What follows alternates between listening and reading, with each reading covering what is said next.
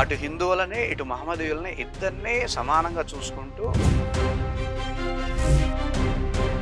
పక్కా సాయిబాబా 100% కాదు 1000% ముస్లిం అన్నారు. సో కింద కామెంట్స్ షిరిడి సాయిబాబా అనేటటువంటి వ్యక్తి ముస్లిం అన్నంత మాత్రాన అతన్ని అమర్యాద చేసినట్టు కాదు. ఆయన ముస్లిం అయితే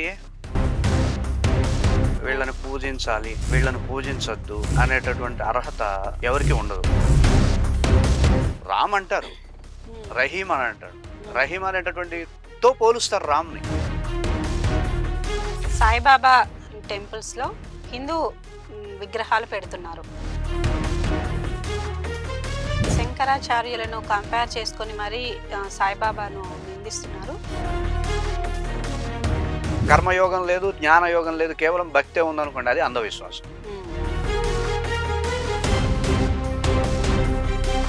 ఏదో యూట్యూబ్ ఛానల్ వ్యూవర్షిప్ పెంచుకోవడం కోసం, లేకపోతే పర్సనాలిటీ బ్రాండింగ్ పెంచుకోవడం కోసం చేసేటట్టయితే. అందరికీ నమస్తే అండి, welcome back to my channel. మనతో పాటు అయితే క్రియాయోగి భార్గవ శర్మ గారు ఉన్నారు. మనమైతే సమాజంలో జరుగుతున్న కొన్ని ఇష్యూల గురించి అయితే మాట్లాడదాము. ప్రస్తుతానికి మన సోషల్ మీడియాలో సాయిబాబా గురించి ట్రెండ్ అవుతుంది. అసలు సాయిబాబాను మొక్కాలా లేదా, సాయిబాబాకు పూజలు చేయాలా లేదా, అసలు ఏం చేయాలి అనేసి చాలామంది అనుకుంటున్నారు. అలాగే మన సమాజంలో సాయిబాబాకు చాలామంది భక్తులు ఉన్నారు. వారు ప్రస్తుతానికి ఏమనుకుంటున్నారు, అసలు సాయిబాబాను మనం ఇన్ని రోజులు పూజించాము, మనకు ఎన్నో విధాలుగా సాయిబాబా మనకి మేలు చేశారు, ఇప్పుడు ఏం చేయాలి మేము అనేసి కూడా ఈ నమ్మకం మీదనే కొంతమంది దెబ్బతీస్తున్నారని అనిపిస్తుంది. సో మనమైతే దీని గురించి అయితే కనుక చాలా విషయాలు అయితే గురుగారిని అయితే అడిగి తెలుసుకునే ప్రయత్నం అయితే చేద్దాము. నమస్తే గురూజీ. నమస్తే. సమాజంలో సాయిబాబాకి ఉన్నంత క్రేజ్ ఎక్కడ లేదనుకోవచ్చు. ఎందుకంటే మన పూర్వకాలం నుంచి సాయిబాబాను కొలుస్తున్నారు, సాయిబాబాకు పూజలు చేస్తున్నారు. ఎంతో మంది హిందువులు, ముస్లింలు ఇలా తేడా లేకుండా చాలా మంది సాయిబాబాను నమ్ముతున్నారు. ఈ మధ్య కాలంలో సాయిబాబా మీద మీకు తెలిసిన విషయం, ఒక ఇష్యూ అనేది నడుస్తుంది. సాయిబాబా హిందూ కాదంటారు, ముస్లిం కాదంటారు. సో ఎవరి పర్సెప్షన్ లో వాళ్ళు చెప్తున్నారు. ఆల్రెడీ మనం వీడియో కూడా చేసాం దీని గురించి. సో దీన్ని మనం బేస్ చేసుకొని మనం యువత అనేది దీన్ని ఎలా చూడొచ్చు అని చెప్పుకోవచ్చు. ఎందుకంటే ప్రధానంగా మనకి యువత అనేది చాలా ముఖ్యం. వీళ్ళు దీన్ని ఎలా తీసుకోబోతున్నారు, ఎలా తీసుకుంటారు అని మీరు అనుకుంటున్నారు? ఒకటేంటంటే వీళ్ళని పూజించాలి, వీళ్ళని పూజించొద్దు అనేటటువంటి అర్హత ఎవరికి ఉండదు. పూజ అనేది ఎవరి వాళ్ళ వ్యక్తిగత విషయం. వాళ్ళు ఎవరినైనా పూజించుకోవచ్చు. వీళ్ళని పూజించకూడదు, వీళ్ళని పూజించొద్దు అనేటటువంటి వ్యవస్థ అయితే ఉండదు, ఎక్కడ ఉండదు. ఎవరిష్టం వాళ్ళది పూర్తి స్థాయి వాళ్ళ వ్యక్తిగత విషయం కాబట్టి పూజించొద్దు అనే నమ్మకం మీదనే ఇది ఒక సెన్సిటివ్ మ్యాటర్ అనేసి కూడా చాలా మంది అంటున్నారు. 100% సాయిబాబా అనేటటువంటి అంశం చాలా సున్నితమైనటువంటి అంశం, చాలా సెన్సిటివ్ అంశం. దాన్ని ఇప్పుడు ఆపరేట్ చేస్తున్న విధానం అయితే చాలా రూడ్ గా ఉంది. అదైతే నేను వ్యతిరేకిస్తున్నాను, ఖండిస్తున్నాను కూడా. ఇరుపక్షాల వారిని ఖండిస్తున్నాను. అటు హిందూ సంస్థలైనటువంటి శివశక్తి కావచ్చు, జనశక్తి కావచ్చు, ఎవరైతే కరుణాకర్ గారు, లలిత్ గారు ఎవరైతే ఉన్నారో వాళ్ళు కూడా దీన్ని రూడ్ గానే ఆపరేట్ చేస్తున్నారు. అది సున్నితమైనటువంటి అంశం అనేది నేను వాళ్ళ వైపు ఉండట్లేదు, వాళ్ళని ఖండిస్తున్నాను. అలాగే ఇటు సాయి సంస్థలైనటువంటి వాళ్ళు కూడా అదే విధంగా ఇటు ప్రవచనకారులు కావచ్చు, స్వామీజీలను కావచ్చు, వారు ఈ విధంగా మాట్లాడడం ఏదైతే ఉందో అది కూడా ఖండించాల్సినటువంటి అంశం. ఇది చాలా సున్నితమైన అంశం. సున్నితమైనటువంటి అంశాన్ని ఇది ఏమవుతుంది అంటే చివరికి పరిణామాలు ఎలా అవుతాయంటే, హిందూ మతం రెండుగా విభజింపబడిపోయి, ఎలా అయితే మనకి యాదవులు ఎలా అయితే ముసలం పుట్టి వెళ్ళిపోయారో రెండుగా విభజింపబడినప్పుడు అది నాశనం అయిపోతుంది. ఒకటిగా ఉన్న కాలమే హిందూ మతం బలంగా ఉంటుంది. ఇలా సాయి అనేటటువంటి ఒక వివాదాన్ని తెచ్చి రెండుగా ఖండించడం అనేది ఇది కొంచెం తీవ్రమైనటువంటి పరిణామానికి వెళ్ళే అవకాశం ఉంటుంది. ఇది మనం ఎవరు కంట్రోల్ చేయలేనటువంటి అంశంగా మారుతుంది. కాబట్టి నిజంగా సనాతన సంస్కృతి మీద ప్రేమ, అభిమానం ఉంటే వాళ్ళు ఈ విధమైనటువంటి వ్యవస్థని దగ్గర సంయమనం పాటించి కొంతకాలం ఆగితే బాగుంటుంది అన్నది నా అభిప్రాయం. ఓకే, మనము ముందు వీడియో చేసాం, మీరు అందులో ఏమన్నారు, పక్కా సాయిబాబా 100% కాదు 1000% ముస్లిం అన్నారు. సో కింద కామెంట్స్, ఆ కామెంట్స్ నేను అడుగుతున్నాను అనమాట. అంటే ఏ ఆధారాలతో మీరు ముస్లిం అని అంటున్నారు? ఇప్పుడు ఆధారము అనేది ఎలా ఉంటుంది అంటేనమ్మా, రకరకాల ఆధారాలను మనం తీసుకోవచ్చు. ఒకటి అతని యొక్క అలవాట్లు, వ్యవహార శైలి, దీన్ని బేస్ చేసుకొని ఇది పెద్ద రుజువు అనమాట.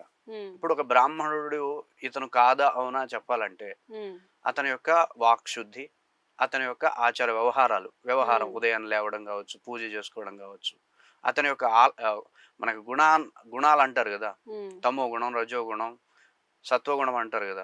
రజోగుణం కలిగిన వాడు క్షత్రియుడు అంటారు, సత్వగుణం కలిగిన వాడు బ్రాహ్మణులు అంటారు. ఎట్లా అయితే వాళ్ళ యొక్క వ్యవహారాన్ని బట్టి మనం ఒక వ్యవస్థని మనం ఈజీగా గుర్తించవచ్చు. షిరిడి సాయిబాబా అనేటటువంటి వ్యక్తి ముస్లిం అన్నంత మాత్రాన అతన్ని అమర్యాద చేసినట్టు కాదు. ఫస్ట్ ఆయన ముస్లిం అయితే నిజానికి గురువుకి మతం అనేది ఉండదు. ఫస్ట్ ఏ మతం అయినా సరే గురువు అవ్వచ్చు, గురువుగా మనం గౌరవించవచ్చు, గురువుగా మనం పూజించవచ్చు. ముస్లిం అయితేనే హిందూ అయితేనే గురువు, ముస్లిం అయితే గురువు కాదు అనేటటువంటి వ్యవస్థ లేదు కదా. గురువు అధికహ అంటుంది శాస్త్రం.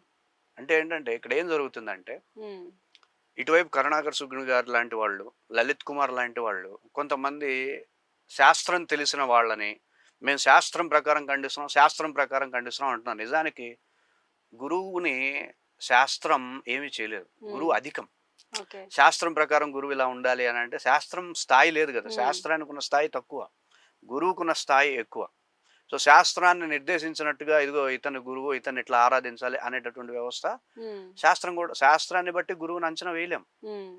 గురువు అధికం, గురువు అన్నిటికంటే అధికుడు అనేటటువంటి వ్యవస్థ ఉంది. కాబట్టి శాస్త్రంతో వీళ్ళే గురువులు కాదనేటటువంటి ఏదైతే ఈ ప్రచారం ఏదైతే చేశారో అది అనవసరమైనటువంటి అంశం. దానివల్ల ఏమవుతుంది అంటే ప్రజలకి గురువు మీద డౌట్స్ తెప్పించేటటువంటి వ్యవస్థ వస్తుంది. ఈ ఇష్యూ వల్ల శంకరాచార్యులను కంపేర్ చేసుకొని మరి సాయిబాబాను నిందిస్తున్నారు. సో ఇంతవరకు రావాల్సిన అవసరం ఏముందంటారు? అసలు ఈ రెండింటికి సాయిబాబాకి శంకరాచార్యులకు అసలు సంబంధమే లేదు. సో దీని గురించి మీరేమంటారు? There is no comparison. శంకరాచార్యుల వారే, రమణ మహర్షి గారే, వివేకానందుల వారే, రామకృష్ణ పరమహంసుల వారే, వీరబ్రహ్మేంద్ర స్వామి వారే, పతంజలి మహర్షి, వ్యాస భగవానుడే, శ్రీకృష్ణుడే, అలాగే సాయిబాబానే. కంపారిజన్ ఏముంది? కంపారిజన్ చేయడానికి ఏముంటుంది చెప్పండి? ఇప్పుడు పీఠాధిపతులను కూడా ఈ ఇష్యూలోకి తీసుకొస్తున్నారు. ఇది ఇక్కడ జరుగుతున్న విషయం ఏంటంటే శాస్త్రం ఇలా ఉంది కాబట్టి గురువు ఇలా ఉండాలి అనేది నాన్ సెన్స్. గురువుకి శాస్త్రం అనేది పరిధి కాదు. గురువు అనే వ్యక్తికి, గురువు అనేటటువంటి స్థాయికి శాస్త్రం అనేది స్థాయి కాదు. శాస్త్రం అంటే ఇది చెయ్యాలి, ఇది చేయకూడదని చెప్తుంది అంతే. ఇదిగో ఇతనే గురువు, ఇతను గురువు కాదు అనే స్థాయి శాస్త్రానికి లేదు. ఫస్ట్ నేను శాస్త్రం ప్రకారం మాట్లాడుతున్నాం అనేటటువంటి వాదన ఏదైతే ఉందో అది నిజంగా చాలా చిన్న వాదన. ఈ శాస్త్రం ప్రకారం మేము ఈయన గురువు కాదంటున్నాం, ఈ శాస్త్రం ప్రకారం మేము గురువు, ఇది వ్యవస్థ అది తప్పది. చాలా రాంగ్ రూట్ లో వెళ్తున్నటువంటి వ్యవస్థ. సో మనకి కామెంట్స్ లో ఇంకొకటి వచ్చింది, అదేంటంటే 1000% ముస్లిం కాదు, హిందువే. తను ఒక బ్రాహ్మిన్స్ కుటుంబంలో జన్మించి ఒక ఫకీరు పెంచారు అనేసి అంటే దానికి ఆధారాలు కూడా ఉన్నాయి, కావాలంటే పిలిచండి అని అంటున్నారు. ఆధారాలు అనేది ఎవరి పర్సెప్షన్ బట్టి ఆధారాలు వస్తాయి. నా పర్సెప్షన్ ఇదైతే నేను కొన్ని ఆధారాలు చెప్తా, ఆయన పర్సెప్షన్ అది కాబట్టి ఆయన ఆధారాలు. కానీ ఇది కాదు కదా కరెక్ట్. ఏది ఇక్కడ ఉద్దేశం ఏంటి? నేను ఏదన్నా సరే మీతో మాట్లాడుతున్నప్పుడు సాయిబాబా వారిని గాని, సాయిబాబా వారి స్థాయిని గాని, సాయిబాబా గారి యొక్క వ్యవస్థని గాని ఏదైనా సరే కించపరిచినట్టుగా మాట్లాడానా లేదా? మాట్లాడలేదు. నేను ముందుగానే చెప్పా, ఎవరిని కూడా కించపరచకుండా మాట్లాడడమే నా ఉద్దేశం అని. నా అభిప్రాయం ఏంటంటే ఆయన వ్యవహారం ఎలా ఉంది, ఆయన వ్యవహారం ఏంటి? నిమిషానికి సెకండ్కి అల్లా మాలిక్ ఏక్ అంటారు. అక్కడే మనకు అర్థం అవుతుంది అల్లా మాలిక్ ఏక్ అనేటటువంటి సెకండ్కి అల్లా మాలిక్ ఏక్ అనే వ్యవస్థ ఒక హిందూకు ఉండదు. అలాంటి హిందువుని చూపించండి, కబీర్ దాస్ని చూపించండి. కబీర్ దాస్ కూడా అదే కదా. రామ్ అంటారు, రహీం అని అంటాడు. రహీం అనేటటువంటి తో పోలుస్తారు రామ్ని. అది ముస్లిమ్స్ యొక్క మహమ్మదీయులలో ఉన్నారు కాబట్టి అల్లా గురించి తెలిసింది. అలాగే ఆయనకి ఇక్కడ హిందువుల గురువులు ఎవరు, రామానంద్ ఇట్లాంటి వాళ్ళు ఎవరైతే ఉన్నారో, కబీర్ దాస్ గారు లాంటి వాళ్ళకి హిందూ గురువులు ఉన్నారు. హిందూ గురువుల వల్ల హైందవం యొక్క వ్యవస్థ వాళ్ళకి అర్థమైంది. దాని ద్వారా వాళ్ళకి మతాతీతమైనటువంటి జ్ఞానం అనమాట. ఏ మతాన్నైనా సరే, మతం అంటే ఇది ఇప్పుడు ఒక హిందువుకి హిందూ పర్సెప్షన్ తెలుస్తుంది. ఉమ్, ఇప్పుడు చెప్తున్నారు కదా, ఇప్పుడు శాస్త్రం అనే వాళ్ళకి అవును. మహమ్మదీయ మతంలో ఏ సిద్ధాంతాలు ఉంటే వీళ్ళకి తెలియదు, ఉమ్, కానీ సాయిబాబా వారికి తెలుసు. ఓకే. మహమ్మదీయ సిద్ధాంతం ఎలా ఉంటుంది, హిందూ ఉమ్, సిద్ధాంతం ఎలా ఉంటుంది, ఉమ్, ఈ హిందూ సిద్ధాంతాన్ని మహమ్మదీయ సిద్ధాంతాన్ని రెండింటిని సమన్వయం చేసుకొని ఒక సరైన మార్గాన్ని ఎలా ఇవ్వచ్చు భక్తులకి, ఉమ్, మతాల మధ్యలో ఉండేటువంటి మత ద్వేషాలను తీసేస్తూ సరైనటువంటి మార్గోపదేశం ఎలా ఇవ్వచ్చు, భక్తి విషయంలో డౌట్స్ లేకుండా సందేహం లేకుండా ఇలా ఉంటుంది భక్తి అని చెప్పడంలో ఆయన ఆనాడు సమర్థుడు. ఉమ్, అందుకే సమర్థ సద్గురు అంటారు. ఓకే. సమర్థుడు కాబట్టి ఉమ్, ఆయనకి ఈ విషయమైన ఎట్లా తెలుస్తాయి, ఆయనకి హిందూ మతం సంబంధం ఉంది, ఉమ్, మహమ్మదీయ మత సంబంధం ఉంది కదా. ఉమ్, సో మహమ్మదీయ మత సంబంధం అనేది ఇప్పుడు నాలాంటి వాడు ఇప్పుడు మహమ్మదీయ ఖురాన్ చదివితే అర్థం కాదు, ఓకే. బై బర్త్ రావాలి. ఉమ్, బై బర్త్ మహమ్మదీయ మతంలో ఉంటే ఉమ్, ఆహా ఓకే మహమ్మదీయ మతం ఇలా, ఒక మతాన్ని అర్థం చేసుకోవాలి అంటే ఏదో 2 పుస్తకాలు చదివేస్తే మతం అర్థం కాదండి. ఉమ్. మతం అనేది ఒక ఇప్పుడు మీకు చరిత్ర. అర్థమైందంటారా? ఏంటి? మీరు అంటున్నారు ఉమ్, మతం గురించి అవును. బుక్స్ చదివితే అంత ఈజీగా తెలియదని. ఉమ్, మరి మీకు తెలుసా ఏంటి? మతం అంటే ఏంటిది అని? మతం అంటే చరిత్రమ్మ. ఉమ్, ఫస్ట్ మతం అంటే చరిత్ర. ఉమ్, ఇప్పుడు మన హిందూ మతమే ఉందనుకుందాం, ఉమ్, మన సనాతన సంస్కృతే ఉందనుకుందాం. ఉమ్, దాని మొట్టమొదటి బీజం దగ్గర నుండి ఈ రోజు వరకు వస్తున్నటువంటి మార్పుల గురించి చెప్పమన్నా నేను చెప్తా. ఉమ్, అసలు సనాతన సంస్కృతిలో ఇతర మతాల్లో లేనిది మన దగ్గర ఉన్నటువంటి భిన్నత్వం ఏంటి, వైవిధ్యం ఏంటి చెప్పమన్నా చెప్తా. ఉమ్, మన సనాతన సంస్కృతి గురించి ఆచార వ్యవహారాల్లో ఉండే సైన్స్ గురించి చెప్పమన్నా చెప్తా, దానిలో ఉండే తాత్విక ఉమ్, దృష్టి చెప్పమన్నా చెప్తా, అందులో ఉండేటటువంటి భక్తి భావం ఎలా ఉంటుందో చెప్పమన్నా చెప్తా. సనాతన సంస్కృతిలో పుట్టి పెరిగాం కాబట్టి ఉమ్, మనకు ఆ విధమైనటువంటి వ్యవస్థ ఆటోమేటిక్గా వస్తుంది. ఉమ్, కొంత నేను ఎంఏ సంస్కృతి ఇవన్నీ చదువుకున్నా కాబట్టి కొంత పరిజ్ఞానం ఉంటుంది. ఇప్పుడు మీరు నన్ను మహమ్మదీయ మతం గురించి అడిగారు అనుకోండి, నేనేం చెప్తా? ఉమ్, నేను చెప్పలేను. ఉమ్, కానీ ఆ రోజు ఉన్నటువంటి సాయినాథుడు, సాయిబాబా అనేటటువంటి వ్యక్తి మహమ్మదీయ మతాన్ని కూడా అంతే స్థాయిలో ఆకళింపు చేసుకున్నారు కాబట్టి అటు హిందువులని ఇటు మహమ్మదీయులని ఇద్దరిని సమానంగా చూసుకుంటూ ఒక సరైనటువంటి మార్గాన్ని, విద్వేషాలు లేనటువంటి మార్గాన్ని ఆయన ఉపదేశించడంలో సక్సెస్ అయ్యాడంటే అర్థం ఏంటి? ఉమ్, ఆయనకి మహమ్మదీయ మతానికి సంబంధించిన మూలాలు ఎక్కువగా ఉన్నాయన్నది ఇక్కడే తేలిపోతుంది కదా. ఉమ్, అలా లేకపోతే కుదరదు. 2 పుస్తకాలు చదివితే 3 ఉమ్, పుస్తకాలు చదివితే ఒక మతం అర్థం కాదు. ఓకే. మనం బై బర్త్ ఉన్నాం కదా, హిందూ మతంలో బై ఉమ్, బర్త్ ఉన్నాం. నిన్న హనుమత్ జయంతి ప్రవచనం చెప్పుకున్నాం. ఉమ్, చూశారు వాళ్ళందరూ ఎంతో గొప్పగా ఉమ్, చెప్పామని చెప్పారు. అంటే ఉమ్, ఇప్పటి వరకు ప్రవచనం ఏంటి అంటే ఏదో అలా ఉమ్, పద్యాలు శ్లోకాలు అలా కాకుండా ఉమ్, దాన్ని సైంటిఫిక్ గా ఎలా చెప్పాం, శాస్త్రీయ పరంగా ఎలా తీసుకురావాలి, తాత్విక దృష్టితో ఎలా అర్థం చేసుకోవాలి, ఉమ్, భక్తి భావంతో ఎలా అర్థం ఈ 3 దృక్కోణాల్లో ఒక్కసారి మొట్టమొదటిసారి మనం ప్రవచనం చేయడం వల్ల వారందరూ చాలా ఆనందించారు. ఓకే. సో అదే అదే విధమైనటువంటి వ్యవస్థ నేను మహమ్మదీయ మతానికి సంబంధించి చెప్పమంటే నేను చెప్పలేను. ఉమ్, ఎందుకంటే నాకు ఏ విధంగానూ అక్కడికి దానికి సంబంధం మూలాలు లేవు కాబట్టి. ఉమ్, సో ఇక్కడ ప్రూఫ్ ఏంటి అంటే ఆయనకి మూలాలు గట్టిగా మహమ్మదీయ మతానికి సంబంధించి ఉన్నాయి కాబట్టి ఉమ్, దగ్గరగా ఒక 15 సంవత్సరాలు 20 సంవత్సరాలు మహమ్మదీయ మతంతో ఒక సన్నిహిత సంబంధం ఉంటే తప్ప ఆ విధమైనటువంటి స్పష్టత రాదు కాబట్టి ఉమ్, నేను ఆయన ముస్లిం అని చెప్పడం జరిగింది. ఆయన ముస్లిమే, ఉమ్, మహమ్మదీయుడే, కానీ హిందూ మతానికి సంబంధించినటువంటి గురువుల్ని ఆయన శిష్యరికం చేసుండొచ్చు, వారితో సత్సంగం చేస్తుండొచ్చు. ఆ విధంగా హిందూ మతానికి సంబంధించిన జ్ఞానం రావచ్చు. ఎలా అయితే కబీర్ దాస్ అని అంటామో, ఉమ్, సంత్ అంటాం, పంత్ అవును. వాళ్ళనే అంటాం, ఉమ్, కబీర్ దాస్ గారు.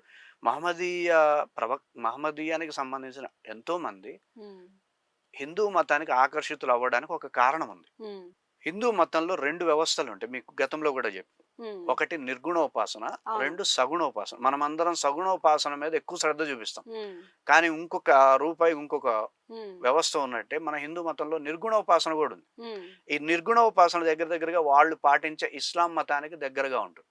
ఓకే. ఇస్లాం మతంలో ఎలా అయితే రూపం అనేది యాక్చువల్లీ నిజంగా దేవుడికి రూపం అనేది ఉంటుందా ఉండదా? అది సాధకుడి యొక్క స్థాయిని బట్టి.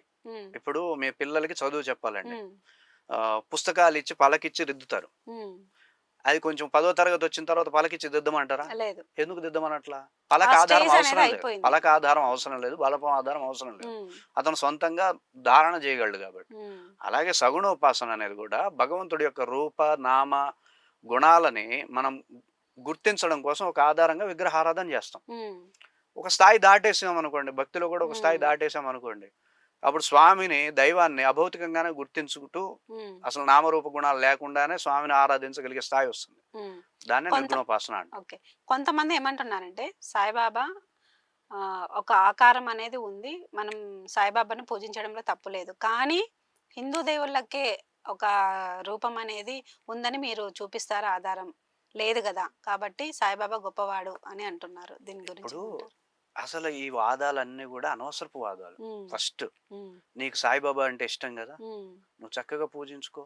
ఉమ్, ఎవరి మాటైనా ఎందుకు వినాలి నువ్వు? నీకు ఉమ్, నమ్మకం ఉంది కదా సాయిబాబా అంటే, ఉమ్, చక్కగా ఆరాధించుకో, చక్కగా పూజించుకో, ఏ స్థాయిలో అయినా పూజించుకో.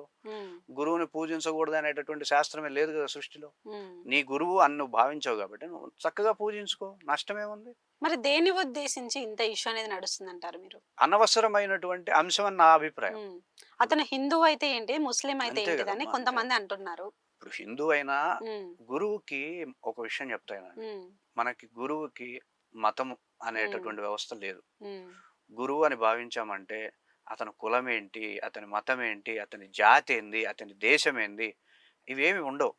ఉమ్, జాతి, మత, ప్రాంత వీటన్నిటికీ అతీతమైనటువంటి వ్యవస్థే ఈ గురు వ్యవస్థ. ఉమ్, అలా అనుకుంటే వ్యాసుల వారి మతం ఏంటి, ఉమ్, శుకుడి యొక్క కులం ఏంటి చెప్పండి, పతంజలి గారి యొక్క ధర్మం ఏంటి, ఉమ్, వాళ్ళవి పాటిస్తున్నాం కదా ఈరోజు. శంకరాచార్యుల వారు నేను హిందువుని అనేటటువంటి వ్యవస్థ ఉండదు. ఉమ్, ఆ రోజుల్లో ఉన్నటువంటి వ్యవస్థని నిరసిస్తూ అద్వైత స్థాపన చేశారు ఆయన. ఉమ్, అద్వైత మతం, అద్వైతం అనేటటువంటి ఒక సిస్టమ్ని ఆయన ప్రచారం చేశారు. ఉమ్. హిందూ మతాన్ని ఏం ప్రచారం చేయాలి. ఓకే. అర్థమైందండి? శంకరాచార్యుల వారు హిందూ మతం అనకూడదు. ఓకే. శంకరాచార్యుల వారు అద్వైత స్థాపన చేశారు. ఓకే. నేను హిందువుని, హిందూ మత వ్యాప్తి చేస్తున్నా అనే ఆయన ఏం ప్రచారం చేయాలి. హిందూ మతానికి, ముస్లిం మతానికి, క్రైస్తవ మతం ఎలాగనో అద్వైత మతం అనేటటువంటి ఒక వ్యవస్థ ఉంది. దానికి ఒక సిద్ధాంతం ఉంది, దానికి ఒక ధర్మం ఉంది, దానికి ఒక పద్ధతులు ఉంటాయి. ఓకే. సో అద్వైత మత స్థాపన అనేది ఆయన చేశారు. అద్వైత మతానికి వేరుగా ఉండేటటువంటి సిస్టమ్స్ ఉమ్, ఎక్కడున్నా సరే దాన్ని తీసేసేసి ఇది సిద్ధాంతం అని చెప్పి ఆయన స్థాపించారు. ఉమ్, సో గురువుకి మతం అనేది అంటగట్టకూడదు. ఉమ్. గురువుకి శాస్త్రం చెప్పట్లేదు ఈయన గురువు కాదు అని చెప్పే అర్హత శాస్త్రానికి లేదు. ఓకే. ఫస్ట్ శాస్త్రానికే లేదు. ఎవరైనా సరే దీన్ని ఖండించవచ్చు, ఎవరైనా సరే నాతో వాదించవచ్చు.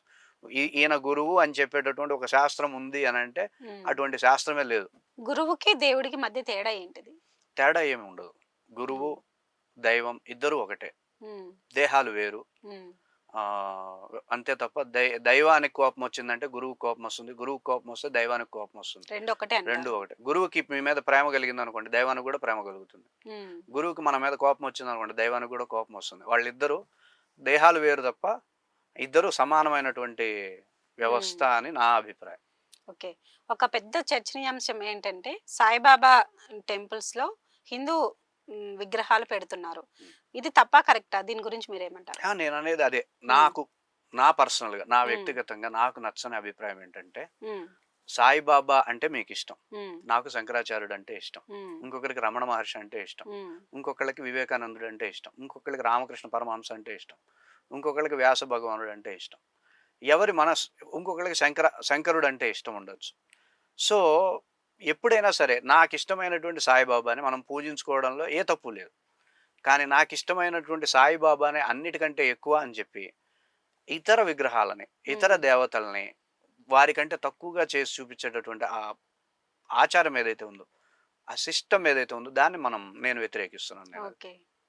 భక్తి, విశ్వాసం, అంధవిశ్వాసం ఈ దీనిల మధ్య తేడా ఏంటిది? దేన్ని నమ్మాలంటారు? భక్తి అంటే ఒకటే నిర్వచనం భగవద్గీత ప్రకారం. ఉమ్, ఎక్కడైతే కర్మయోగం ఉంటుందో, ఎక్కడైతే జ్ఞానం ఉంటుందో, ఈ కర్మయోగము జ్ఞానయోగం రెండింటిని కలిపినటువంటి భక్తి ఏదైతే ఉంటుందో అది భక్తి.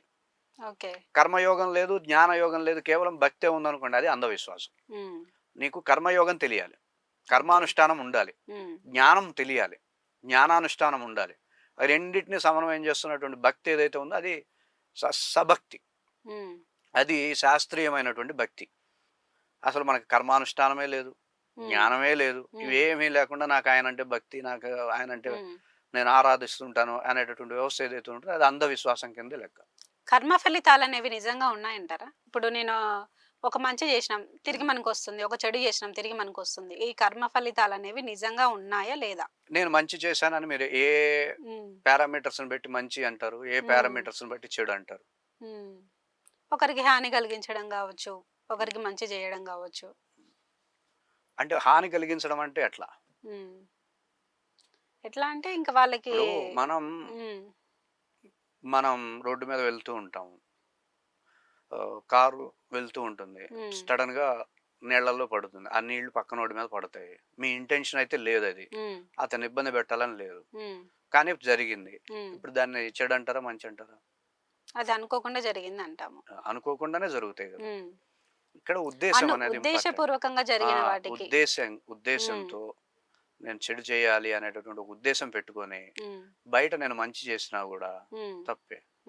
బయట ఉద్దేశం లేదు, అలా చెడు చేయాలనే ఉద్దేశం లేదు, కానీ వ్యవస్థ అలా ఉన్నప్పుడు ఉద్దేశం లేకపోతే అది ధర్మమే అవుతుందని చెప్పి అంటారు. మీకు దీనికి శాస్త్రపరమైనటువంటి సమన్వయం చెప్పమంటే ధర్మవ్యాధుడని ఒక ఆయన ఉన్నాడు. ఓకే. ఈ ధర్మవ్యాధుడిని కలవడం కోసం కౌశికుడు అనేటటువంటి ఒక మహర్షి వస్తారు. ఓకే. ఒక పతివ్రత ఇట్లా ధర్మవ్యాధుడి నుండి నేను ధర్మాన్ని తెలుసుకున్నాను, మీరు కూడా తెలుసుకోండి అని చెప్తే కౌశికుడు అక్కడికి వస్తాడు. అప్పుడు ధర్మవ్యాధుడు అనేటటువంటి వ్యక్తి గురించి ఆయన ఊహించుకుంటాడు. అబ్బా, ధర్మవ్యాధుడు పేరే ధర్మ అని ఉంది, మరి ఇంకా వేదాలు చదువుకుంటూ కూర్చుంటాడేమో, లేక విద్యార్థులకి వేదాభ్యాసం చేస్తూ కూర్చుంటాడేమో, లేకపోతే అగ్ని కార్యాలు యజ్ఞాలు యాగాలు చేస్తూ కూర్చుంటారేమో, లేదా వాక్య పరిపాలన చేస్తూ ఉంటారు, పితృసేవ చేస్తుంటారు, అట్లా ఊహించుకొని వచ్చాడు. తీరా చూస్తే మాంసం కొట్టుకొడుతున్నాడు. ఇక్కడ ధర్మవ్యాధుడు అని ఉంటారండి, ఎక్కడ నేనే ధర్మవ్యాధుడు అన్నాడు. ఇదేంటా నువ్వు ధర్మవ్యాధుడు అంటున్నావు, ధర్మాన్ని బోధించే ధర్మవ్యాధుడు నువ్వేంటి ఇట్లాంటి ఈ పాప కార్యం చేస్తున్నావు అంటే, ఇది నా కులవృత్తి, కులవృత్తిని ఆచరించడం ధర్మం. అది అక్కడ ధర్మ సంవాదం జరుగుతుంది ఆయనకి ఈయనకి. సో ఇక్కడ intention is important. Physical activity అనేది కాదు, ఇంటెన్షన్ ఎలా ఉంది, నీ ఉద్దేశం ఎలా ఉంది, నీ దృక్పథం ఎలా ఉంది. ఎప్పుడైనా అదే భక్తిలో కూడా నా ఉద్దేశం ఎలా ఉందన్న దాన్ని బట్టే భగవంతుడు అనుగ్రహిస్తాడు. స్వామి నేను నీకు ఇది ఇస్తా, నాకు అది ఇయ్యి, నేను ఇది చేస్తాను ఇది చేయి, ఇట్లాంటి వ్యాపార పరమైనటువంటి ఉద్దేశంతో భగవంతుడి దగ్గరికి వెళ్తే కనీసం చూడను కూడా చూడు. ఈ సాయిబాబా ఇష్యూ వల్ల ప్రజెంట్ సమాజంలో భక్తి మీద ఎలాంటి ఒక విషపూరితమైన ప్రభావం పడుతుంది అని కొంతమంది అంటున్నారు. దీని గురించి మీరేమన్నా? ఇది చాలా ప్రమాదకరమైనటువంటి అంశం. ఇది ఇలానే కొనసాగితే హిందూ మతం రెండుగా విభజింపబడుతుంది. అది హిందూ మతానికే ఒక భయంకరమైన ఒక కీడు అనమాట. ఎందుకంటే మనం అందరం ఈ కొమ్మ మీదే ఉన్నాం. ఈ సనాతన సంస్కృతి సనాతన ధర్మం అనే కొమ్మ మీదే ఆధారపడి జీవిస్తున్నాం మనం. మనం ఇప్పుడు జరుగుతున్నది ఏంటంటే ఇరుపక్షాల వాళ్ళు ఒక్కళ్ళని చెప్పట్ల, వాళ్ళది గురువు అనేటటువంటి వ్యవస్థ. ఇప్పుడు వాళ్ళ యొక్క వాదనలు నేను వింటూనే ఉన్నా. లలిత్ గారు వీళ్ళందరూ ఈ మధ్య కొంతమంది గురువుల దగ్గరికి వెళ్ళడం, వాళ్ళు శాస్త్రం ప్రకారమైన గురువు కాదు, శాస్త్రం ప్రకారమైన గురువు కాదు అనే అర్హత ఎవరికి లేదు. శాస్త్రం అనేది గురువుని నిర్దేశించగలిగే స్థాయి శాస్త్రానికి లేదు. ఫస్ట్ అర్థమవుతుందండి. శాస్త్రాన్ని నిర్మించేవాడే కదా గురువు. శాస్త్రాన్ని నిర్మించే గురువుని శాస్త్రం ఎట్లా నిర్దేశిస్తుంది? ఇది శాస్త్రం యద్యదాచరతి శ్రేష్ఠ అన్నారు కదా, తత్తదేవేతరో జన అన్నారు కదా. శాస్త్రం ఇలా ఉంటుందని చెప్పే గురువుని శాస్త్రం చేత నిర్దేశించడం అనేది చాలా తప్పది. సో శాస్త్రం ప్రకారమైన గురువు కాదనడం అనేది నేను అంగీకరించలేని విషయం. ఇంకొక విషయం ఏంటంటే, సాయి భక్తులకి నేను అనుకునేది బ్రహ్మాండంగా పూజించుకోండి, ఎవ్వరి మాట అయినొద్దు. ఆయన మీ గురువు అని మీరు భావన కలిగితే ఆయన ఏ స్థాయిలోనైనా పూజించుకోండి. కాకపోతే ధర్మావిరుద్ధో భూతేషు అంటారు. ధర్మానికి విరుద్ధం అవ్వకుండా ఇతర దేవతల్ని కూడా మీరు ఇబ్బంది పెట్టకుండా, ఇతర దేవత స్థానాలను కూడా చక్కగా సమానంగా పెట్టుకోవడమో, లేకపోతే ఆ దేవతల్ని తీసేసుకోవడం, కేవలం సాయిబాబానే పెట్టుకోవడము, అలా పూజించుకోండి. ఎవరికి ఇబ్బంది ఉండదు, ఎవరికి సమస్య ఉండదు. చక్కగా మీరు సాయిబాబాని ఎంతగైనా పూజించుకోవచ్చు. గురువుని నువ్వు ఎంత శుశ్రూష చేస్తే, ఎంత ఆరాధించుకుంటే, ఎంత స్థాయిలో అయినా నిలుపుకోవచ్చు అనేది మనకు ఉన్నటువంటి అంశం. గురువు అని భావిస్తే నువ్వు ఎంత గురువుని పూజించినా దైవాన్ని పూజించినా ఒకటే. మీకు ఇంకో విషయం చెప్తాను. దైవాన్ని పూజించామనుకోండి, దైవం రావడం కొంచెం లేట్ అవుతుంది, ఆయన ముహూర్తాలు అయినా చూసుకోవడానికి లేట్ అవుతుంది. అదే గురువుని ఆరాధించామనుకోండి లేట్ ఉండదు. పిలిచిన పలికినట్టుగా ఆయన వచ్చేసేసి సమాధానాన్ని ఇచ్చేస్తాడు. అందుకే సాయిబాబా అంటారు, మీ ప్రశ్నలు అన్నిటికీ నా సమాధి నుండే సమాధానాలు వస్తాయి. ఎంత గొప్ప మాట అది. సో గురువు ఆగడు. నువ్వు పిలిచి కొంచెం టైం కావాలి. ఇప్పుడు మీరు గమనించవచ్చు, పాండవులు చాలా కష్టాలు పడ్డారు కదా, రావచ్చు కదా వెంటనే. అట్లా కుదరదు. టైమింగ్, వాళ్ళకి టైం, వీళ్ళ టైం, ఇవన్నీ చూసుకోవాలి. ఇవన్నీ చూసుకొనే అన్ని జరుగుతాయి దైవం విషయంలో. కానీ గురువు అలా కాదు. గురువులో ఉండేటటువంటి గొప్పతనం ఏంటంటే, నువ్వు పిలిస్తే పలుకుతాడు ఆయన. పిలిస్తే వచ్చేసేసి ఇంకా నీ పని ఆయన పని. అలాంటి వ్యవస్థ గురువు. కాబట్టి దైవం కంటే గురువు గొప్పది అనేటటువంటిది నేను చెప్పేది కదా, సనాతన సంస్కృతిలోనే ఉన్నది.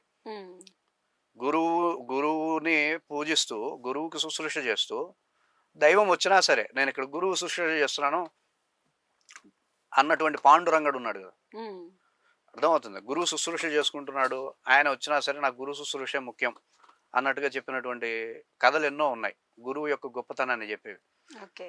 సో గురువు దైవం కంటే గొప్పది. గురువుని ఉమ్, శాస్త్రం ఏది నిర్దేశించడానికి వీళ్ళది, ఏ శాస్త్రం కూడా నిర్దేశించడానికి ఈ శాస్త్రం ప్రకారమైన ఉమ్, గురువు, ఈ శాస్త్రం ప్రకారమైన గురువు కాదు అనేటటువంటిది ఉమ్, ఇది రాంగ్ పర్సెప్షన్. ఇది చాలా తప్పుడు పర్సెప్షన్. ఉమ్. అది అంత మంచిది కాదు మన సనాతన సంస్కృతి. ఓకే.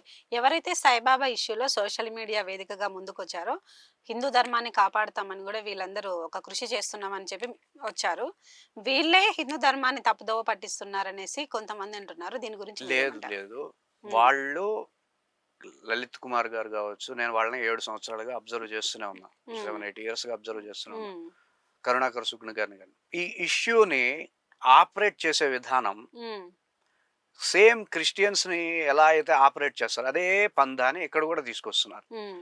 కానీ ఇది ఇట్లా ఆపరేట్ చేయకూడదు, వేరే విధంగా ఆపరేట్ చేయాలి. ఎలా అంటారు? అది నేను చెప్పేది కదా, వాళ్ళకి ఉమ్, అర్థం చేసుకోవాలి. అది ఉమ్, ఇట్లాంటి ఇష్యూస్ వస్తున్నప్పుడు ఉమ్, అంతర్గతమైనటువంటి ఇష్యూస్, అది ఎక్స్టర్నల్ ఇష్యూస్. అవి ఉమ్, ఎక్స్టర్నల్ ఇష్యూస్ ని ఎలా అయితే రూడ్ గా రెబల్ గా వెళ్ళారో అక్కడ ఉమ్, ఓకే అది. ఉమ్, కానీ ఇది సనాతన మన కడుపులో జరుగుతున్నటువంటి వ్యవస్థ, సనాతన ధర్మంలో విచ్ఛిన్నం ఇది. ఉమ్, దీన్ని నువ్వు చాలా సున్నితంగా ఆపరేట్ చేయాల్సినటువంటి అవకాశం ఉంటుంది. కానీ ఉమ్. సున్నితంగా వెళ్తే బాగుంటుందని నా అభిప్రాయం. వాళ్ళు ఓకే. ఏదైతే చేస్తున్నారో అది 100% ఉమ్, వాళ్ళకి ఏ విధమైనటువంటి ఉద్దేశం లేదు. ఉమ్, సనాతన సంస్కృతి బాగుండాలనే కోరిక వాళ్ళకి ఉంది, ఉమ్. అందరికీ ఉంది. కాకపోతే ఏంటంటే వాళ్ళు ఆపరేట్ చేసే విధానం కొంచెం కఠినంగా ఉందన్నది నాకు అనిపిస్తున్నటువంటి అంశం. ఓకే. ఫైనల్ గా సాయిబాబా ఇష్యూ స్టాప్ అవ్వాలంటే మీరు ఏం చెప్తారు? ఆగిపోవాలి, ఉమ్, ఆగిపోండి. ఇటువైపు వాళ్ళు ఆగిపోవాలి, అటువైపు ఉమ్, వాళ్ళు ఆగిపోతే ఉమ్, కొంత టైం ఇవ్వండి. ఉమ్, సాయిబాబా వ్యవస్థ ఏంటంటే అది ఉమ్, వేళ్లతో ఉన్నది కాబట్టి ఉమ్, వాళ్ళు కొంచెం ఆగాలి. సడన్ గా అన్ని చేంజెస్ రావు, సమాజంలో మార్పు తొందరగా రాదండి. ఒకవేళ మార్పు కోసం అట్లా విపరీతంగా ప్రయత్నం చేస్తే ఏమవుతుందంటే అది ఇంకా వేరే విధమైనటువంటి పరిణామాలకు వెళ్ళే అవకాశం ఉంటుంది. కాబట్టి ఒక పరిశోధకుడిగా సమాజాన్ని ఓకే. 15 సంవత్సరాలుగా నేను అబ్జర్వ్ చేస్తున్నటువంటి వ్యక్తిగా చెప్తున్నాను, ఉమ్, ఇది చాలా సున్నితమైన విషయం. ఉమ్, ఏదైతే హ్యాండిల్ చేస్తున్నారో ఆపరేట్ చేసే విధానం ఇటువైపు బాగాలేదు, ఉమ్. అటువైపు బాగాలేదు. వాళ్ళకి నేను చెప్పేది ఒకటి, కొంచెం కొంతకాలం గ్యాప్ ఇవ్వండి, ఆగిపోండి. కాస్త ఓకే. కొంచెం ఆగిపోతే, నిజంగా సనాతన సంస్కృతి మీద ప్రేమ ఉమ్, అభిమానం ఉంటే ఉమ్. ఆగిపోమని. ఆగిపోండి, కాసేపు ఆగిపోండి, కొన్ని రోజులు ఆగిపోండి, కొన్ని ఓకే. నెలలు ఆగిపోండి. ఉమ్, ఆగిపోండి, అవకాశం ఇవ్వండి. ఓకే. ఆలోచించుకోవాలి కదా కనీసం. ఉమ్, సాయి భక్తులను ఆలోచించుకునే అవకాశం కూడా ఇవ్వలేకుండా ఇట్లా వాదన జరుగుతూ ఉంటే ఉమ్. ఒక రకమైనటువంటి వాక్యూమ్ క్రియేట్ అవుతుంది ధర్మంలో. ఓకే. ఉమ్, అది ధర్మానికి గ్లాని కలిగించే అవకాశం ఉంటుంది. ఓకే. అది మన వల్ల కాకూడదు అనే, అది జరిగింది అంటే తర్వాత చాలా పరిణామాలు వేరుగా అవుతాయి. కాబట్టి ముందుగా ఓకే. భవిష్యత్తును ఉద్దేశించి నేను చెప్తున్నాను, ఉమ్, ఇదంతా మంచి పోకడ కాదు. ఉమ్, ఆగిపోండి దయచేసి, మిత్ర భావంతో చెప్తున్నాను, ఉమ్, ఆగిపోండి. ఉమ్. దానివల్ల మీ మీద ఎవ్వరికి ఏ విధంగానో అపనమ్మకం కలగదు. మీ మీద అందరికీ నమ్మకం ఉంది. హిందూ సనాతన రక్షకులు అంటే మీరే, ఓకే. కరుణాకర్ సుగ్న గారు, లలిత్ కుమార్ గారే. కాకపోతే ఆపరేట్ చేసేది రూడ్గా ఉంది, అది ఉమ్, అర్థం అవుతూనే ఉంది. చాలా చాలా రూడ్గా వెళ్తున్నటువంటి వ్యవస్థ ఉంది. ఉమ్, ఇది ఇంకా పెరిగింది అంటే లెవెల్స్ పెరుగుతున్న కొద్దీ ఉమ్. పరిణామాలు వేరుగా అవుతాయి. భవిష్యత్తుని ఉద్దేశించి నేను చెప్తున్నా, ఓకే. ఆగిపోండి, ఇక్కడ ఆగిపోసేసేయండి. ఓకే. ఎవరైతే ఆపకుండా ముందుకెళ్తున్నారంటే వాళ్ళకి ఏ సనాతన సంస్కృతి మీద ఏ విధమైనటువంటి ఉమ్, బాధ్యత కానీ ఒక రకమైన రెస్పాన్సిబిలిటీ లేకపోతేనే వాళ్ళు దీన్ని అవకాశంగా తీసుకొని ఏదో యూట్యూబ్ ఛానల్ వ్యూవర్షిప్ పెంచుకోవడం కోసం, ఉమ్, లేకపోతే పర్సనాలిటీ బ్రాండింగ్ పెంచుకోవడం కోసం చేసేటట్టయితే ఉమ్. వాళ్ళకి సనాతన సంస్కృతి మీద ఏ రెస్పాన్సిబిలిటీ లేదని అర్థం. ఓకే. చూసారు కదండి, సాయిబాబా ఇష్యూ మీద ఒక క్లారిటీ అయితే వచ్చింది. ఎందుకంటే మనము ఈ సాయిబాబా ఇష్యూ మీద మనకు మనమే గొడవ పడితే రానున్న రోజుల్లో ఒక పెద్ద విపత్తు అనేది జరగబోతుంది అనేసి గురుగారు అంటున్నారు. సో మనం ఇది ఇక్కడికిక్కడే ఈ అంశాన్ని స్టాప్ చేస్తే మనకి చాలా మంచిది అనేసి చక్కగా వివరించారు. నమస్తే గురుజీ. నమస్తే.